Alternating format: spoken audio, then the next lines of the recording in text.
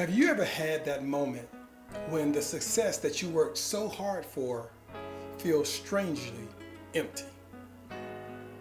See, there's no question that you are successful. The results are right there for everyone to see. On the outside, everything looks great. When people think of you, they think that is what success looks like. The work that you do has given you a great life. You are paid well and you deserve it. But inside, there's a quiet question that won't go away. How much impact am I really having? And is any of this making a real difference? Sometimes the best results feel pointless. Isaiah the prophet felt the same way. In Isaiah chapter 49, Isaiah starts with complete confidence about his calling and his work. He says this, "The Lord called me before my birth. From within the womb, he called me by name." But right after that, Isaiah says, "But my work seems so useless. I've spent my strength for nothing and to no purpose." Isaiah was handpicked and prepared by God, but still had this awkward feeling, like his work was useless. That's what so many faith-driven professionals live like today. You know you are called, but you still feel a disconnect. And this disconnect is making your work seem useless. Isaiah's moment shows us two things. First, your feelings do not dictate what is true. Secondly, that feeling doesn't mean that your work has no value. It's actually the opposite. That feeling is a signal. It's a call to realign your heart, your energy, and your focus with the deeper purpose that God gave you. So how do you solve the problem? I'm going to tell you, but I got to warn you at the same time. At first, when you hear what it is, you're not going to like it. But before we get to it, I want to tell you about a free resource called the Faith-Driven Leader's Guide to Impact. It's going to be a great first step to implement the solution that we're about to go over. I'll tell you more about it later. Now let's talk about how to solve this problem. Again, one reason your work may feel useless is because you have disconnected your work from your calling. And the deficit you are feeling is a lack of joy. So what you really need isn't another achievement or another goal. You definitely don't need another degree. What you need is some encouragement. See, I told you weren't going to like it. But the reason you don't like it is part of the problem. Most people think positively about encouragement, but in practice, it feels like something empty. But the problem isn't encouragement itself. It's the modern way that our culture views it. To solve the disconnect problem, I want to offer you something different. Real encouragement. The kind that speaks to your identity and your purpose. Here's what modern encouragement actually does. It's designed to make you feel good, not solve your problems. I call this the cheerleader problem. Modern day encouragement at its best is like having a good cheerleader. It's nice to have people cheering you on from the sidelines. But cheerleading isn't encouragement. It flatters you without strengthening you. And increasingly, it's used as manipulation disguised as motivation. You've lived long enough and you have enough wisdom to know that this type of encouragement doesn't work. It doesn't change anything. It doesn't give your work meaning. That's why successful people often resist it. We've learned to spot that fake stuff and we don't want it. But we do need real encouragement. Real encouragement, the kind that God gives, is different. It speaks to your identity and your calling.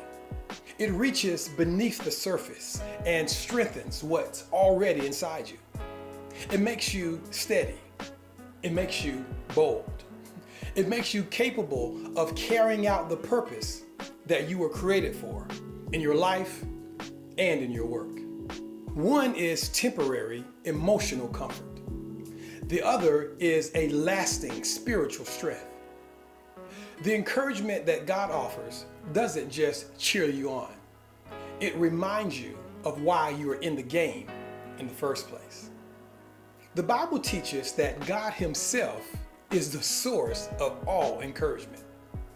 To get a true picture of the kind of encouragement that God offers, it's helpful to understand how He describes it. It comes from two different words. The first word means to strengthen. It's like building someone up on the inside, giving them power so that they can handle whatever comes their way. The second word means to come alongside. It's like being right there with someone when they need you the most. Now, let's put these two aspects together to have one full picture of what real encouragement looks like. So God, who is the source of all encouragement, is calling out to you to strengthen you. He is comforting you up close and personal so He can infuse you with the strength you need to do meaningful work. Meaningful work is something that brings glory to God and significance to you. God's encouragement gives you the power to live out your calling, to align your success with your kingdom assignment, and to make your work count instead of feeling meaningless. Meaningful work helps to contribute to your ability to create significant impact. And if impact is something that you are interested in, you would benefit from the free resource that I mentioned earlier. It's called the Faith-Driven Leader's Guide to Impact. This guide isn't about helping you just to feel better about your work. It's about helping you move the idea of the impact that you want to make from something vague, like making a difference, and turns it into something specific, something that's tied to your calling. If that sounds like something you're interested in, just type the words Faith-Driven Impact in the comments and I'll send your guide over to you. That brings me to something personal I need to share with you. You may know me as a coach, but my true identity is that I'm an encourager. I'm called to support faith-driven professionals and calling-conscious leaders just like you. And I got here through my own journey of struggle and disappointment. I've struggled a lot over the years, and I imagine that you have too. I've struggled with my identity, not knowing who I really was or what I was supposed to be doing. I've struggled to know how to ask for help when I need it. But here's the big one. I struggled to admit that I wasn't okay. See, I thought that just because I wasn't completely broken down, and because I could see other people who had situations that looked like they were worse than mine, I thought that meant that I was okay. I was wrong. I know what broken down feels like because I've been there enough times on my own. And while it's true that I may not have been completely broke down, I was definitely broken.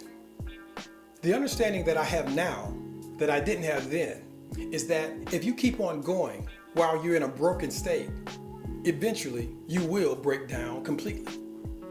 It's like a car that needs to change its tires or that it has the check engine light on. The car isn't broken down yet, but something is definitely not right. But if you keep ignoring those warning signs just because you see other cars on the road that look worse than yours, you're eventually going to break down. After living like this for years, I realized that I wanted to encourage and support others who were in similar situations so that they wouldn't break down. I knew there were other people like me, successful, but the work feels useless. So if you don't leave with anything else from this video, you need to know this. You are not alone. But stick around because I have much more to share with you than just that. Now, if you're still watching this video at this point, I hope that you have found the ideas that I'm sharing encouraging. You've begun to sense at some level what real encouragement feels like. is based on truth and purpose. I'd even go far as to say that it may even touch a sense of destiny inside of you. Now, I want to take this a little bit further and deal directly with that useless feeling that you've been carrying. That useless feeling is coming from a lack of connection to your calling. As a faith-driven person, you are wired differently than the world around you. You have an internal compass, and it's pointing you toward eternal significance. This is why that gnawing sense of uselessness is so irritating, and it persists despite all of your achievements. See, deep down on the inside, you know that you were created for eternal impact. And when your work feels disconnected from God's greater purposes, you experience what I call a significance gap. A significance gap is the tension between what you know you are capable of and what you feel like you're actually accomplishing. And sometimes it feels like the systems are actually stacked against you as a faith-driven professional. Let me tell you a story that illustrates what I mean. I remember this one point in my career where there was a new supervisor role that was opening up on our team. Now at the time, I was a strong contributor. I knew my stuff and my work spoke for itself. But there was another person on the team, let's call him Greg. And we all knew that Greg was going to get the role. Greg was good. He had tenure, he had relationships, and honestly, I didn't even think twice about the role, although I thought it would be interesting. But I said, there's no reason to try this because this role belongs to Greg. But then my senior manager pulled me aside one day. He was also the hiring manager for the role. And he said, hey, I want you to apply for this position. And I was like, what do you mean? Everybody knows that Greg's gonna get this job. But my leader told me that, hey, look, Greg is solid, but there are some leadership intangibles that you bring to the table that he doesn't. And I remember sitting there thinking, maybe I got a shot. So reluctantly, I applied to the role. And I didn't just apply, I went all in. I prepared, I interviewed, I got great recommendations, I highlighted my contributions, and I leaned into those intangibles that my leaders saw in me. It was competitive, and for a moment I thought that I might get the job. But at the end, as you can probably guess, Greg got the role. And I'll be honest, this really hit me hard. I didn't just lose an opportunity, I walked away feeling smaller than before I even applied for the role. I questioned my value. I questioned if my work even mattered. And it felt like the system had dangled some hope in front of me, only to prove that I didn't measure up. Here's the point of why I shared that story. Sometimes it's not just our own doubts that make us feel that our work is insignificant. Sometimes the systems that we work in, the decisions, the processes, the ways that opportunities are handed out, they can contribute to us feeling that way too. And when you already wrestle with whether or not your work is connected to your calling, experiences like this can make you believe the lie that your contribution has no eternal weight. Sometimes our enemy will use these systems and these experiences to whisper lies to us. Things like our business skills and our leadership abilities, our financial resources, that these things are all separate from your faith. But when we have been strengthened by God on the inside, we're free. Your value doesn't come from any system. It comes from the one who called you. God didn't give you those abilities by accident. That influence that you have, that platform, those resources, it's not random. Every skill that you've developed, every door that's been opened, every relationship that you have built, God orchestrated all of it for His purposes. So that useless feeling that you have is not because your work lacks value. It's because you haven't yet seen how your work fits into God's bigger picture. This is where real encouragement, that strengthening power, and that personal presence that we talked about that God can give you, this is where it really kicks in and it changes everything. When you start seeing your role in the marketplace connected to your eternal significance, your work becomes so valuable. You realize that your business success is meant to launch kingdom impact. You're not just building wealth, you're building resources so that you can be generous. You're not just leading teams, you're building disciples for the future. You're not just solving problems, you're showing God's wisdom in the marketplace. Now, I want to give you 3 specific encouragements that will bridge this gap between your success and your calling. First, as I've told you before, you are not alone. You got to hear me on this. You are not alone. You are not the only one that feels this way, and you're not the only one going through this. So that means that your strength can be something that can be an encouragement to someone else. Next, just because you haven't broken down yet doesn't mean that you don't need maintenance. You need encouragement, and you need to give encouragement to others. You need to find people who understand what you're going through that can help you realign your struggles and your success and your calling. The next thing I want you to know is that your labor is not in vain. See, God placed you here on purpose. The skills, the influence, the opportunities, and all the things that you have, they are meant for more than what you can see right now. Your work, when connected to your calling, carries eternal weight.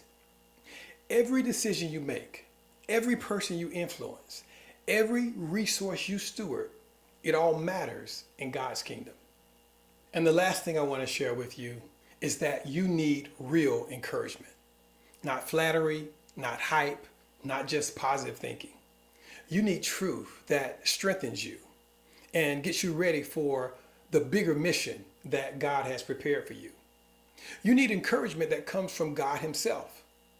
You need that divine strength and that strengthening that comes when God gets close to you and tells you who you are. This is God calling you so that He can fill you with courage so that you can do what only you can do. When your work finally connects to your calling, something beautiful happens. Joy comes rushing back in. Significance replaces that hollow ache that you've been carrying. And you start to see that the things that you do, that your work that you are creating, this creative thing that God is doing through you, is something that can last forever. If you are a faith-driven professional or a calling-conscious leader, and this message resonates with you, and you need support, please reach out to me. I'm here to help encourage you.